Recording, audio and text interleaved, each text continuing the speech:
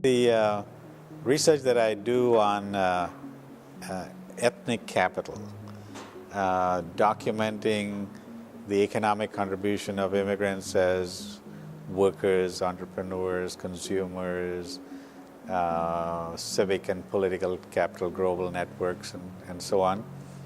That work, I think, has had the most tangible impact, and a lot of it I don't know because I don't get as much feedback from people, but I know it's been used. When I meet people, they say, I've used it to my boss who is the senator, or I've used it in a grant application, or I used it in my marketing information. So that numbers, me being an economist in a university, the numbers have some value, intellectual value, and that has been used quite effectively by a number of people.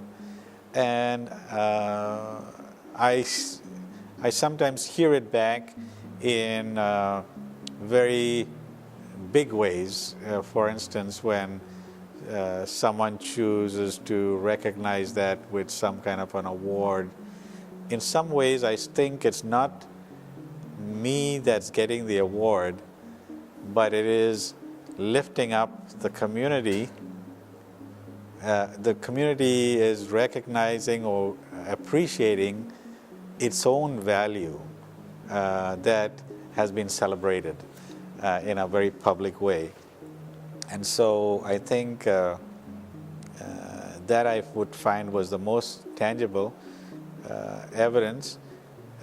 But on the other side of it, my biggest failure, and to make to some extent, is that the same appreciation of the numbers and the research has not penetrated the mainstream establishment as much as I would like it to do, because that deficit mentality still keeps coming in.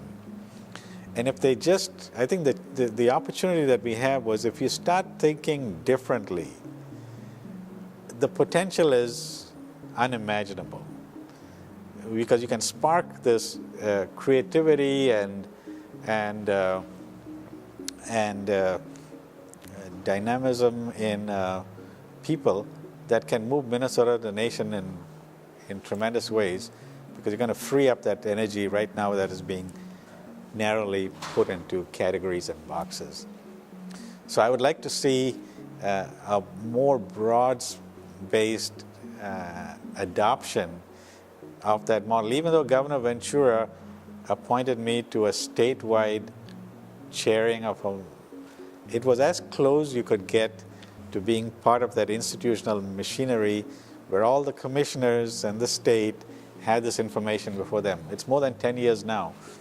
Still, I'd say there's been progress, but not as much as I would think it could have happened if people really bought that idea fully and involved it into their programming, into the way they do their business, and the way they relate with people. Minnesota would be way ahead of the game.